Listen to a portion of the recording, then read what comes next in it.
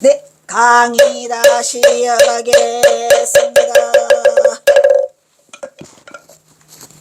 안다고 했을까요? 모른다고 했을까요? 네? 시치미를 떼야지요. 모른다!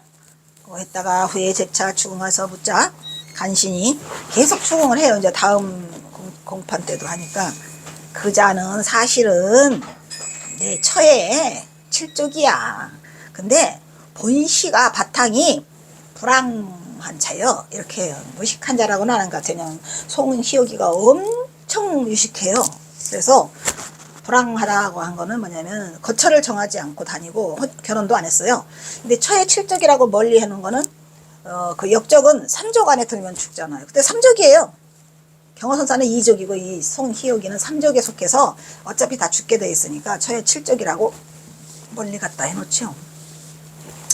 이렇게 송희옥을 허랑방탕한 자라고 대충 얼음을 했지만 사실 송희옥은 7족도 아니고 3족이라 그거의 죽음을 두려워했어요. 3족에 속해요. 3족. 멀리 친족이라고 전봉주는 대충 널렁뚱땅 덮어버렸고 그 타고난 성품은 기계가 대범하여 대장부 중에 대장부였더라. 이런 얘기죠. 누가? 송희옥이가. 송희옥도 구척장신에 송씨 가문이 다 그런 것 같아요. 송두옥도 구척장신, 송희옥도 구척장신, 경호선사 형인 태어 성원도 송동욱이, 그 다음에 송동석이, 경호사는 송동욱이,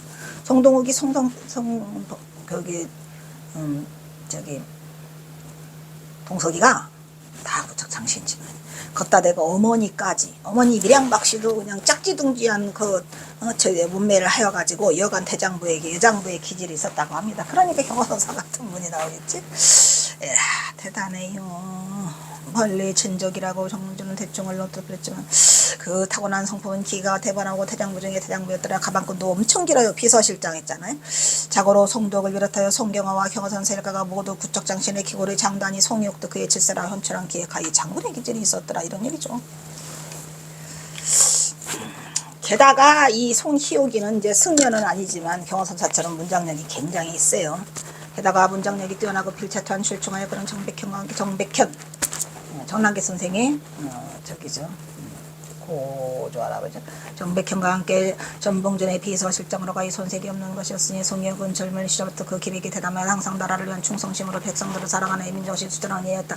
그러한 거로 그의 형인 송헌옥 을 통해 태영군과 만남이 있으니 송헌옥은 전주 일대에서 알아주는 벼슬하고 쓰지만 지방유주로 명성이 알려집니다. 송희옥, 송헌옥, 그 다음에 송두옥 이렇게 가죠.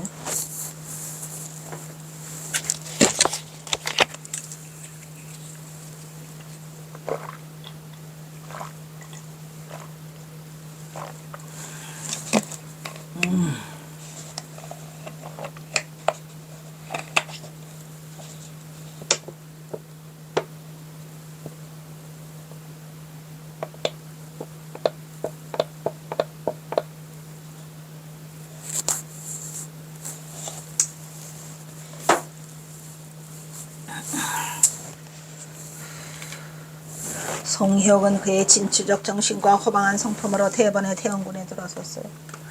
군에 들어 태원군이 거처하는 운영군에 드나들었죠. 자연스럽게 전봉준을 태원군에게 소개한. 전봉준은 3년간 태원군의 행랑치에서 생활하면서 태원군과는 암묵적인 교류를 쌓았다. 암묵적이었을 뿐이지 전봉준이 태원군과 내놓고 그러한 일은 없었어요. 송희옥의 반면 원래 전봉준 성품이 그래요. 뭘 드러내려고 하지 않고 내가 뭘 해보겠다고 이렇게 드러내는 성품이 아니어서 그래요. 송희옥의 반민 평등을 꿈꾸는 관민상화 아까 했죠? 이 정신은 그로 하여금 자연스럽게 전봉준을 도와 동학형리 혁명을 끼는 추억으로 활동할 수 있었고 더구나 전봉준과 천안매부가 아닌 경호스님에게도 전봉준 과지씨 음으로 양으로 전봉준을 연결하는 든든한 고리 역할을 하여 전봉준은 그야말로 천군만마였더라. 누가? 송희옥이가 전봉준에게 있어서는 천군만마고 또 경호선사가 계시고 하니까 끄렁끄렁했어요. 끄렁끄렁했고 또 전봉준은 경호선사 여동생 송통일을 너무너무 사랑해서 매일도 하루도 안 빼놓고 가서 정읍에 가서 어디요 그거 소금동인가 소금리에 가서 어머니 묘소와 경호선 여동생 묘소가 같이 있었는데 항상 매일같이 찾아갔다고 하잖아요. 네, 그래서 엄청나게 많은 그것을 그 정을 쌓고 어린 시절도 같이 자랐으니까 어린 시절을 18세까지 같이 자라요. 모른다 했다가 누구를 모른다 했어. 송희옥을.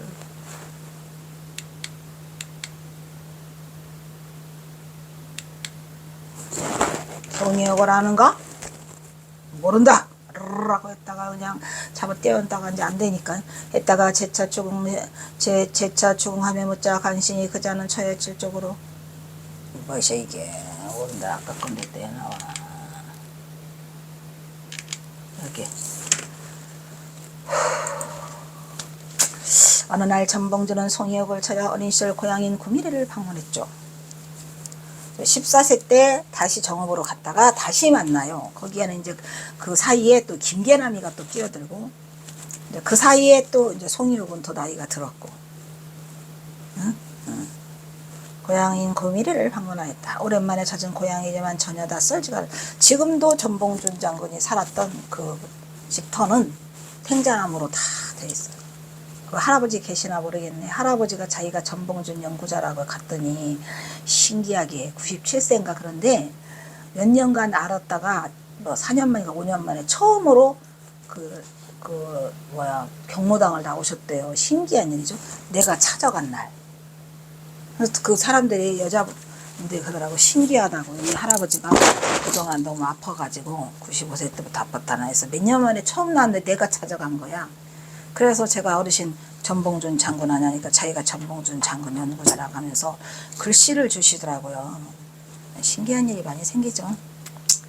이게 다 신장관 부처님이 보호하사 내가 움직일 수 있었지. 내가 어떻게 찾았겠습니까? 나는 가니까 그분이 어르신이 계셔요. 그래서 직접 걸어서 안내를 해갖고 전봉준 장군 집터까지 갔는데 그냥 너무나 많은 대나무로 쌓여서 못 들어가는 걸 내가 뚫고 들어갔고, 또 가니까 그 동네에 있어 인터넷 들어가도 동네에 구미리 거기에 전봉준 장군 그 그림이 담벼락마다 있다니까요. 신기하잖아. 전해 내려온 전설 따라 삼천리 마냥 거기는 그것이 완전히 살아있더라고. 왜 그런 거를 이렇게 발굴을 못하는지. 허기야 억울해서 죽은 놈이 한둘이냐. 오랜만에 오는 고향이지만 전혀 낯설지가 않았다. 이곳에 오니 지난날의 추억이 물씬 풍겨나 먼저 떠난 아내 동희가 갑자기 생각이 났겠다. 그렇죠. 십몇 년 18년간을 같이 자랐는데 동희가 전봉준 장군보다 나이가 4살이 더 많아요. 경호사의 동생이. 그랬구나. 우리가 함께 뛰어놀고 함께 서당리도 있으니까 그 서당리 하던 서당도 여기 그대로다. 서당도 그대로 있어요. 서당리가. 말했잖아요. 제가. 밭에서 일하고 계시는 할머니를 불러서 여쭤봤더니 여기가 서당리야. 아이고. 어쨌든 제가 경호선사를 이렇게 쫓을 수 있었던 거는 여러 가지 여건들이 한 방에 해결이 됐어요. 바로바로 서당리도 찾았고 바로바로 전봉준도 찾았는데 못 찾은 거는 경호선사의 고향 마을이 많이 어려웠었죠. 근데 그것도 바로 찾기는 했다. 근데 진짜 고향 마을을 전번에는 헛디뎠죠. 발을 전주를 가는 바람에 이게 헛디다가 우동리로 바꾸는 바람에 일사천리로 된 거죠. 전주만 15번 갔다니까요. 그대는 지금 다만을로 여기 당겨두고 어디 있는가? 사실 전봉준과 송희옥도 어린 시절 추억이 있었더라. 송희옥은 경호의 작은 아버지로 듣도록 홀리를 치르지 않아서 삼촌이라고 불렀다. 홀리 안 치렀어요. 그래서 허랑방탕하다 그러고 불안하다고 말하지만 사실은 그런 분이 아니죠. 전봉준과 송희옥은 나이 차이가 많아요. 근 30세 40세 차이 나죠. 30세 40대까지는 아니겠다. 왜냐면 그때가 전주 거기를 들었을 때 56세라고 했으니까 56세고 40세면 16세 차이, 16세 내지 20세 차이가 나는 송희옥이가 있었어요. 응? 경호선사와 작은아버지와는 전봉준과 6살 차이니까 10살 조금 넘은 그런 분이 계셨고, 어린 시절 전봉주도 덩따라 송희옥을 삼촌이라고 부르며 잘 따랐던 것이다. 그러한 추억이 있는 이곳은 아직도 송희옥이 살고 있는 고향을 이곳에서 다시 만나 이들을 시국을 떠나고 태원군이 영미리 보낸 전령사들과 만났죠. 거기 누구지?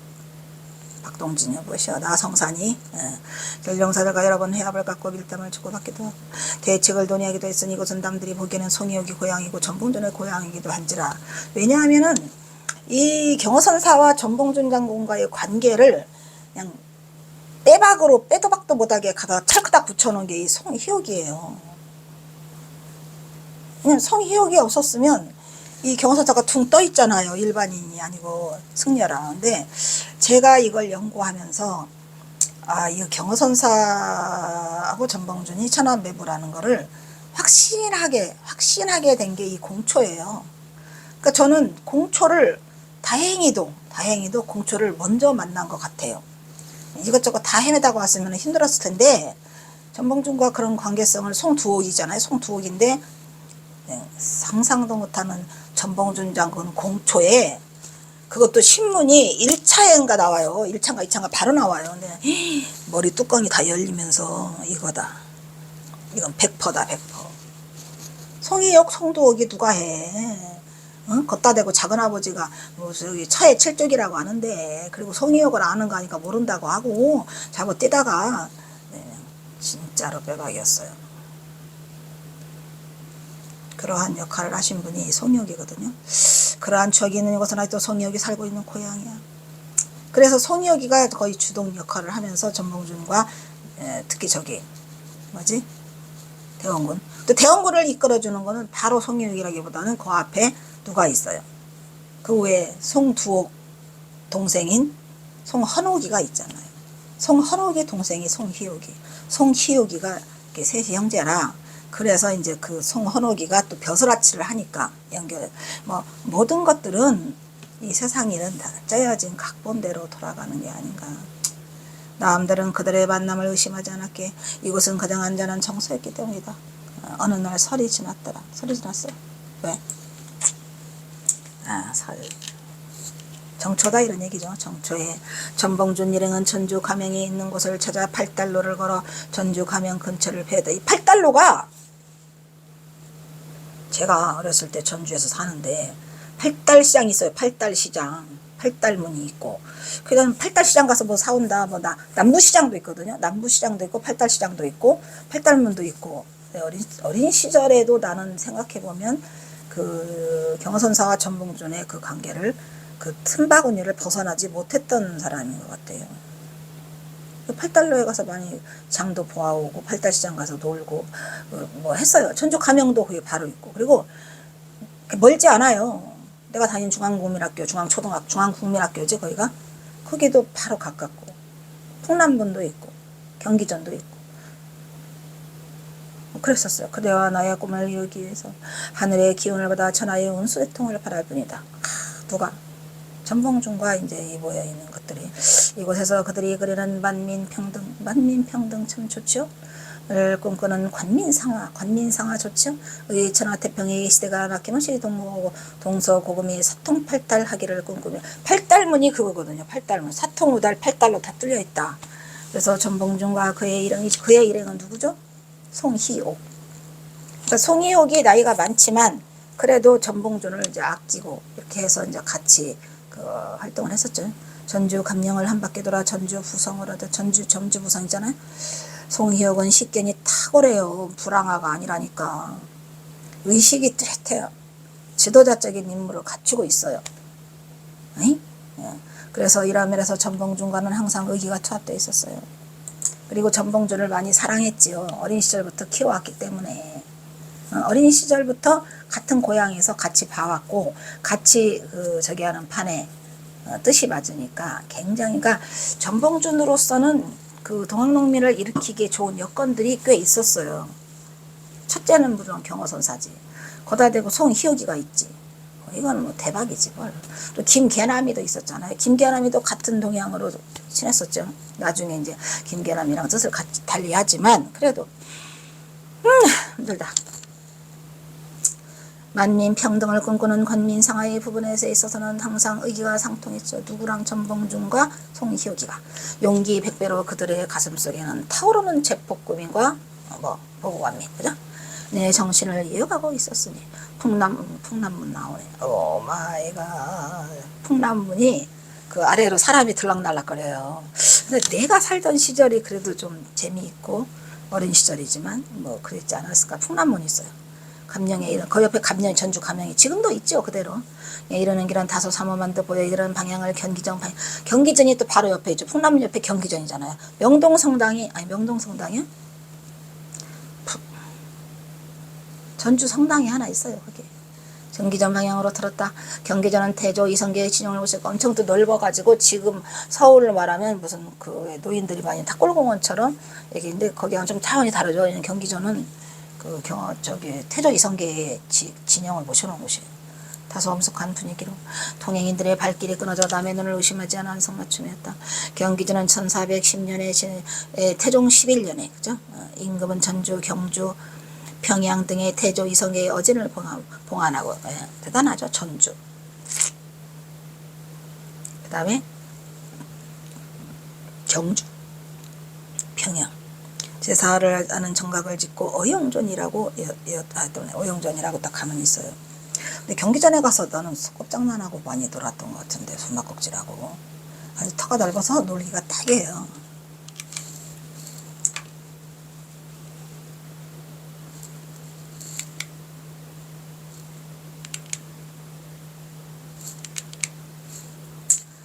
경기전은 왕조의 발상지라 여기는 전주의 왕조의 발상지라고 생각하죠.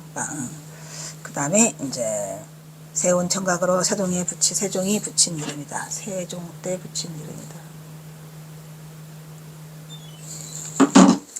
경기전의 경역은 웅장한 유용을 자랑하며 정전과 조경묘로 나온다. 정전이 따로 있어요. 그리고 조경묘도 있고요. 그래서 정전 보물 1578호는 태조 이성계의 어진 국보 제317수를 봉안한 것으로 정면 상칸, 측면 상칸의 규모이고 지대석과 변석과 갑석이와 갖춘 지단위에 세운 다포개의 형식의 맞배 지붕이 있어요. 멋있어요. 그 정면 가운데 한 칸 규모의 기단을 돌출시켜서 쌓고 그 위에 청각을 세워서 베레청을 이렇게 만들었죠. 그리고 마치 능침의 정자각과 같은 형상의 능침 같아요. 능침같이 유형을 갖추고 있고 아름다움도 있고 여러 가지 멋있는 곳이죠. 정자 모양.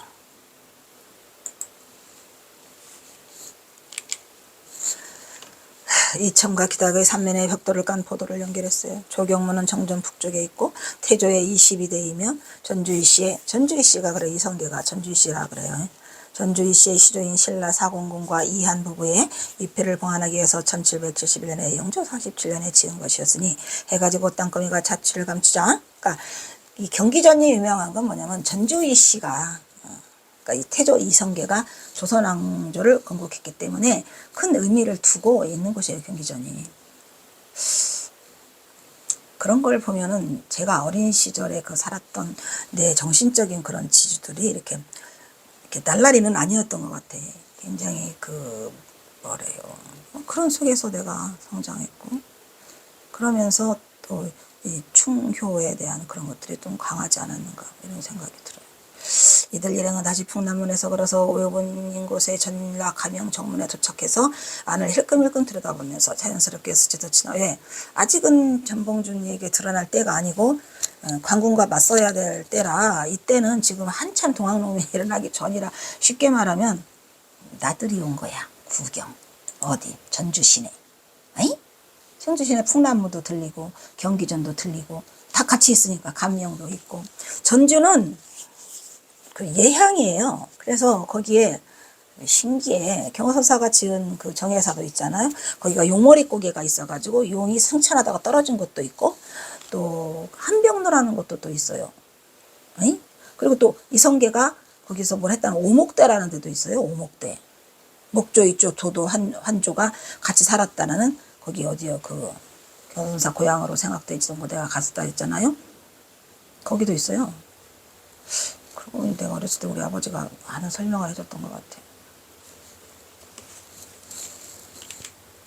전주성은 감령과 임금에게 상망례를 올리던 객사가 북쪽에 있고 그 남편 쪽에는 감영이 있고 오른편에는 전주부 기관이 잘 위치해 있어요. 그리고 굉장히 예양이라 근데 신기하게 내가 56년 만에 갔는데 안 변했어. 그 도로가 미친 거 아니야. 너무 신기했고 뭐 말할 것 없이 우리 집이 그냥 있다는 거죠. 안 부서지고. 우리 집이 도로변에 있었거든요. 그 앞에가 뭐랬지? 전신전화국. 근데 전신전화국이 거기가 뭐 써있더라고요. 그 역사적인 미연탑이죠. 미연탑 밑에 가서 엄청스럽게 놀고 맨날 경찰 모르게 가서 가운데 가서 돌 주워 오고 전주 서점. 근데 왜 그게 살아있어요? 골목도 살아있어요. 너무 좀 이상했어요. 가가지고 좀 많이 좀 뭐라 그럴까 약간 좀 어지러웠죠. 내가 살던 집이 다 그대로 있고 옆집도 있고 다 있고 골목도 있고 응? 한 빤스만 입고 돌아다니고 놀았던 그 골목은 왜 있냐. 감나무집이거든요. 거기가 감나무집 있고 문화야관이 있었는데 문화야관도 있어요.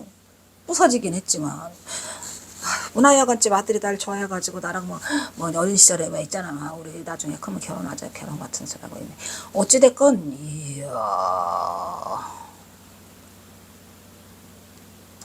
이러한 것들이 나로 하여금 경호선사를 더 이렇게 찾아내려고 하는 게 아닌가. 아주 가까이에 있는 경호선사죠. 아주 가까이에 있는.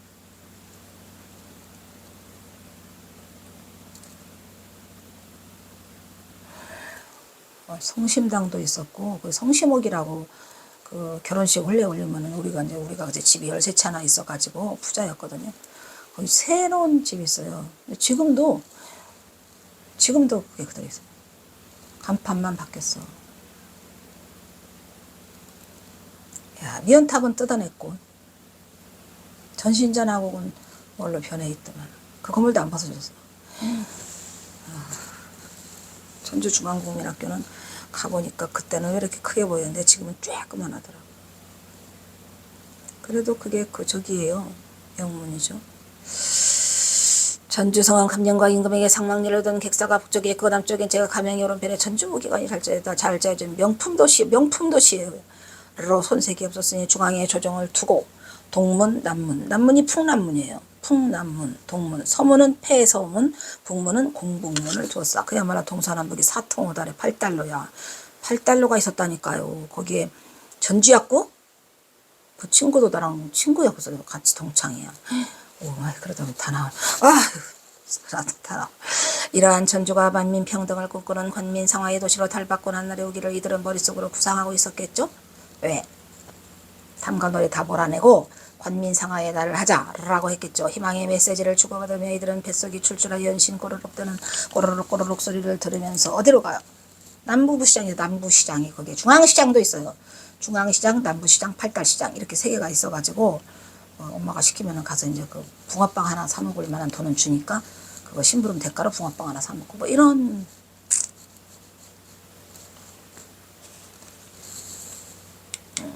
이 청각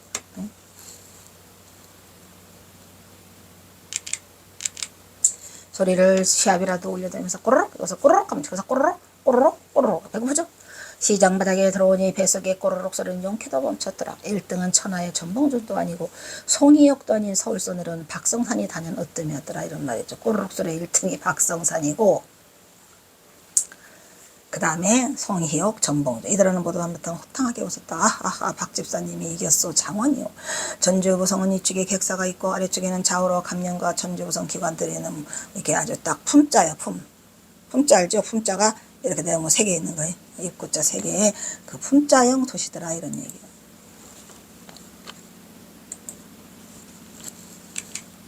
전라남북도와 제주를 관장하던 호남 제일성의 전라감령과 전주. 그러니까 옛날엔 전주 감령이 굉장히 셌어요. 제주까지 관장했으니까 전라남북도, 제주. 전주부성은 그렇게 유형을 자랑하며 겨울밤을 비춰내고 있었더라. 저녁을 닭배기 막걸리와 녹두전으로 얼큰하게 준비를 차면서 이들은 슬그머니 직강소 얘기를 꺼낸 거죠. 직강소에 도집장이 둘했어요. 송희옥. 전라 감영을 옆에 두고서 직강소는 1894년 5월 8일 음력 5월 8일이죠. 양력이 아니고 동학농민혁명 당시 전주 화약으로 설치한 농민군과 왕조 지배기구 협치기구이다 이런 말이에요. 관민상화죠. 그래서 6월 21일 고종이 일본이 고종을 핍박하여 친일정부를 구성했어요. 그 해에. 나쁜 놈들이죠.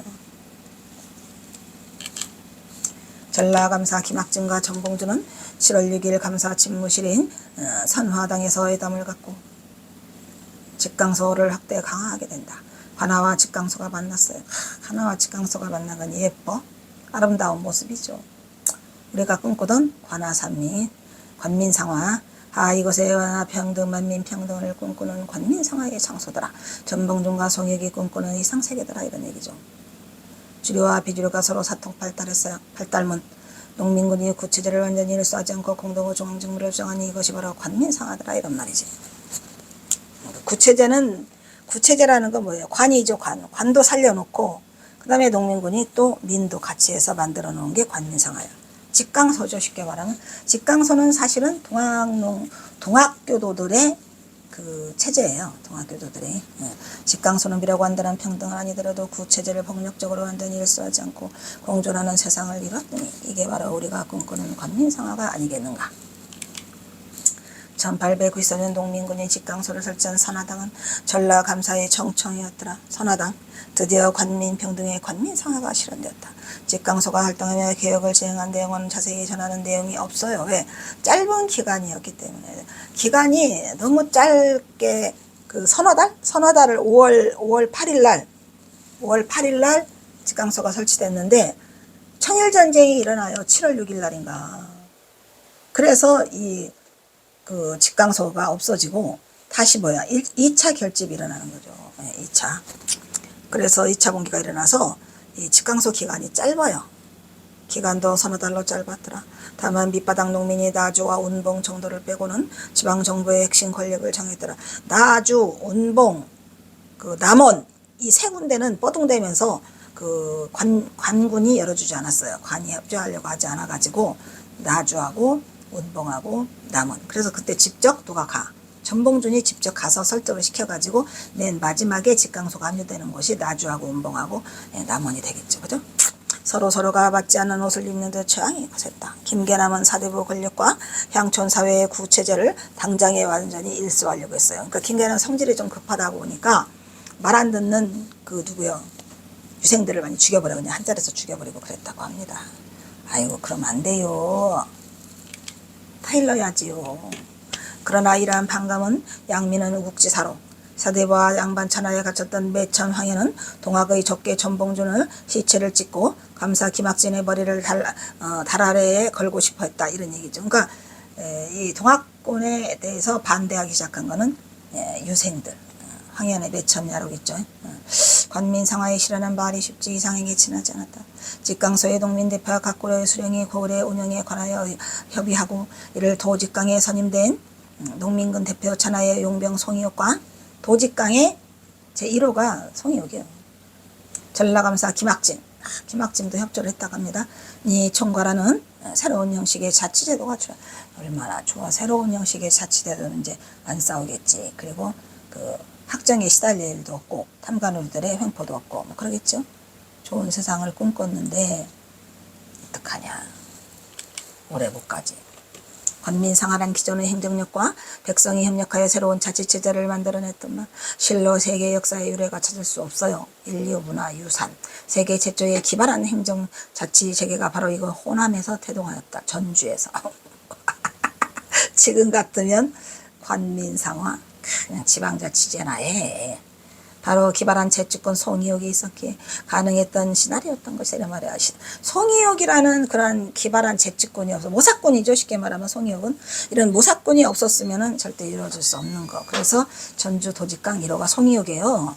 직강소 시절에 제시한 12개조 폐정계약은 널리 알려졌는데 이 역시 송이옥이 작성했어요. 송이옥이 작성하고 실현한 조선의 민주주의의 초석으로 대권리정전이었더라 말이에요. 폐정계약안 12개조죠.